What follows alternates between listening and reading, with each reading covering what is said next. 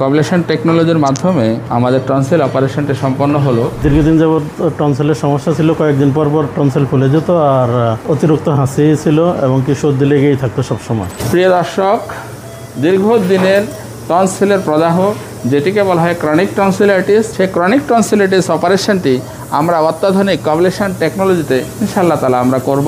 আমাদের রয়েছে কবলেটেড 2 irrigation system, suction system. এই পদ্ধতিতেই কিন্তু আমাদের এই অপারেশনটি সম্পন্ন হবে।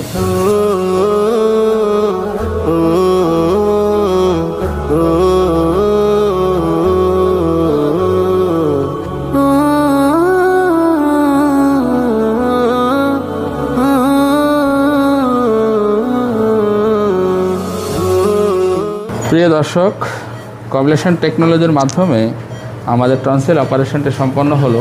গলার ভিতরে প্যাক আমরা রিমুভ করে দিলাম আলহামদুলিল্লাহ। একদম বলতে গেলে প্রায় ব্লাডলেস অপারেশন, একদম ব্লাড লস খুবই কম হয় এবং এটা হচ্ছে মডার্ন টেকনোলজি। একটাই অসুবিধা, এটি হচ্ছে এক্সপেন্সিভ, একটু ব্যয়বহুল। যারা অ্যাফোর্ড করতে পারেন তারা কবলেশনে করবেন, আর যারা করতে পারেন না অবশ্যই নর্মাল পদ্ধতিতে করবেন। নর্মাল পদ্ধতিও ভালো, নর্মাল পদ্ধতিকে খারাপ বলার কোনো সুযোগ নেই।